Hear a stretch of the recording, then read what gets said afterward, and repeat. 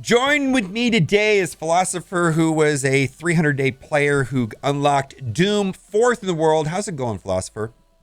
Doing well. Good to be back. Yeah, we're going to do two things in today's video. We're going to talk about your DD theory infographic, and we're going to specifically be talking about should you take Minerva or Ghost for tech.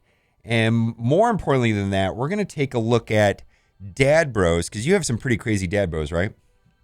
I do. I pulled a 6 red star on long shot, and so I went all in on the Dad Bros early, and I have them at 7-star, and they're both gear 15. So let's go into Node 7 Cosmic and tell me what your experience has been so far. So this is like your third run. So this is for fun, right?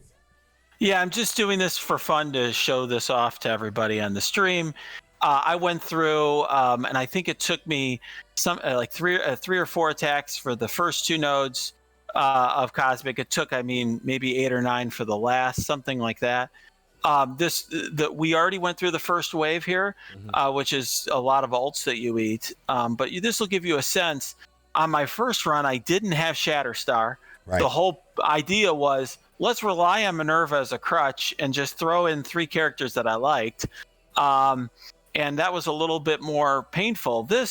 Now you'll see with both of the Dad Bros, they do most of the work, and Minerva is just a support for them. Now, why is this important? This is important because Cosmic is significantly harder than Global, and the main option is going the Hela Minerva route, which I'm going to show you here on the screen. But they're really expensive, right? I mean, they're 90 pieces on Hela, and for what, right? Yeah, exactly right. I mean, that's the thing is, if you use Hela a lot, like a lot of people use her on War Offense now, great. But if you don't, then this is an option for you, and that's the main thing. This is a way of dealing with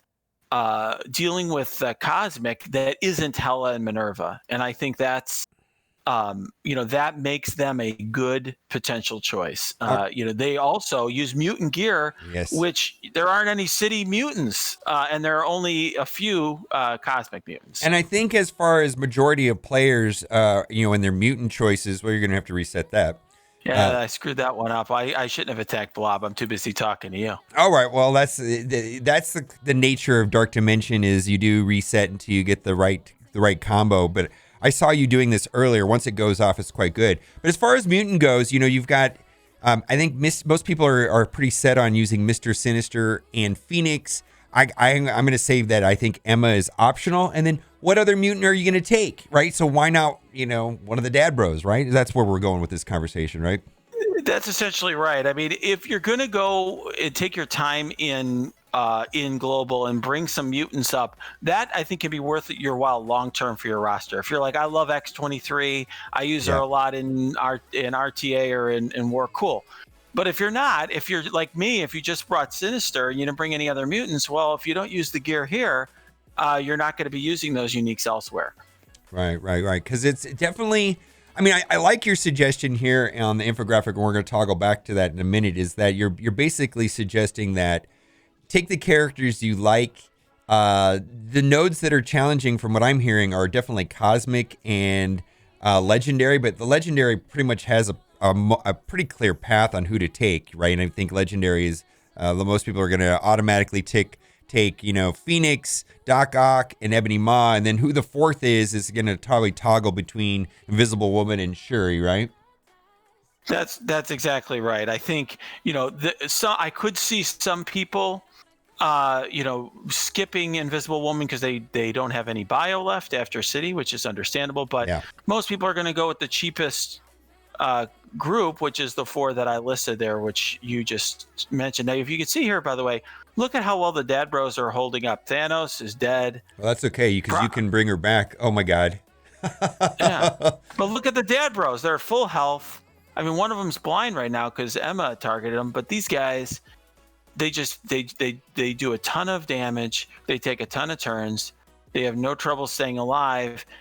And Proxima is more or less just sitting there, and Thanos, for the most part, he's just there to take hits, and which is totally fine.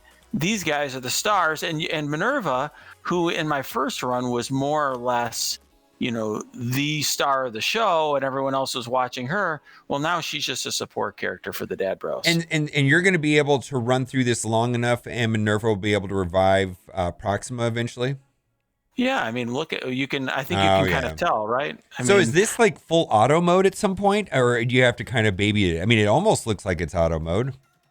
It is, because I don't know if people could tell. I'm talking to you at the same time, so the amount of care that's going into my choices here. I'm sure somebody's watching this and they're like, "You're targeting the wrong character. Oh my God, you didn't take this into account." Now you know what it's like to be a streamer. My goodness, it's like, oh, I've got to read chat, play the game, talk all at the same time, and and people are like, oh, you should have done Carnage Special. I was like, I don't like Carnage Special. Get out of here. Oh my God! For what it's worth, people, I put a lot more care into this the first 2 times I ran through. Okay, so these guys wreck nerds in the story. They're mutant, and it comes back to who else are you going to take in mutant? Because Mr. Sinister is great in global. Phoenix is pretty much mandatory, probably in legendary. I can say that Emma's overkill in global, but I'm happy that I took Emma. I was able to one-shot every node, but it's overkill. I don't know if I needed it, right? I could have did Shield Trooper and not even brought Emma and just took my time with it.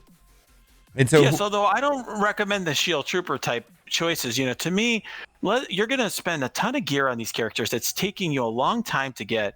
So you might as well bring in characters that are going to be useful to you in war or arena or someplace else. And that's my advice. And you're seeing here, by the way, with the Dad Bros, right? They're the last one standing. They always are. They get the job done. Look at this. Oh yeah, you're just cleaning through this like it's not a problem. So let's go to the infographic that you made, and you keep doing that. And we'll toggle back and forth. But Sure. Basically, I 100% agree to this right here. Bring characters who will bring up the most value outside of DD4, taking into account how many uniques the character will get up to gear tier 15. And then number 2, there is no must-have or best team, but there's some reasonable choices. And we were talking about this a little bit before the stream, is that the gear pieces, the gear tier 15s, pretty much come to in equal amounts. And so you're working on 5 characters at a time. So you've got to choose between, which mutant do you want to upgrade first, which bio do you want to upgrade first, which mystic, so on and so on. And the biggest question that I've been getting lately is if I had to choose between Ghost and Minerva, because they're both tech, which one would I choose? And to me, it was always a strange question, but I see it a lot. It's like, well, you really are going to take 3 characters to tech. You're going to have Ghost in global, Minerva in cosmic, and then lastly, you're going to have Doc Ock in legendary. It's going to be, so the question to me is always both, but people seem pretty persistent. No, I want to choose between Minerva and Ghost. I guess it's because they want to do Shuri in legendary. I'm not really sure. But what is your thoughts about that conversation? Yeah, I think one thing to think about is there's definitely fewer good choices in the cosmic section. So if you're, if you're choosing between those 2 characters, then I really think one thing Minerva has going for her is just that there are really bad choices in cosmic. So I think that's something to think about. But that said, you aren't going to get to cosmic until you're done with global. And as you point out, you're going to end up at the end of this, potentially with extra tech pieces. And so what I would just say to everybody is, you want to plan out in advance which characters you're going to take, and really, try to balance those out in some way, because you'll probably get the gear in more or less, the uniques particularly, in more or less equal quantities. Okay, so yeah, the question is, the answer to the question is both, but because global is much easier than cosmic, the answer is Minerva, right? Cosmic is just hard, a lot harder than global, right? Yeah, I think that's safe to say, particularly the last node. And I also would say too, City is also something where you want to bring the symbiotes. Either, a lot of people they say, oh, I don't want to bring many symbiotes. But to be very blunt, that section of it really is built assuming you're going to be bringing symbiotes, and it can be hard if you decide not to bring many of them. Now, I see you lost your Minerva. Now, how many attempts do you think this is going to take for you if you do? if you do lose like your Minerva. I mean, you're still going. You probably will finish this node, or I don't know. We'll see how it goes, right? I mean, yeah, we may not finish it. I mean, it took me, I think, 4 attempts last time, but as you can tell, these two guys are really the stars of the show. They self-heal. Shatterstar gives them barrier when they crit, and I have them at, I do have them at level 5 Raider, but as you can tell, a lot of times I'm choosing the special over the alt just because the more crits end up giving them barrier and so on. I mean, they're pretty awesome. Look at that too. I mean, he does insane damage. That's like 200,000 damage. Yeah. Nice, right? Yeah, I mean, it seems like they're going. I mean, you might lose them right here, but you're going to get barrier back like always, and it looks like you're getting like 73,000 barrier right there. Oh yeah, look at this. I mean, and then when the barrier's up, then they do have passive healing on their turn, so maybe they'll get a breather and get some of their health back while the barrier's coming back. It's a fantastic mechanic. I love it. Oh, it's insane. I mean, I really think that there's an argument to be made that Longshot is the best character in the game. And I just say that as somebody who has got them at a high level. I use them in all game modes. They are insane. Really? Yeah, because I'm getting ready to make my all characters ranked video, and you use them in every game mode? That's interesting. I use them in arena defense. I use them in raids. I mean, they do the same thing in U7 or in a cosmic. Now look at this. Yeah. We got through this. Got through it. They're the last two standing. Yeah. Everybody else was just window dressing. Yeah, unbelievable. All right, so guess what time it is? Yeah, I'm guessing it is giveaway time. Yeah, that's right. It is time for the giveaway. That's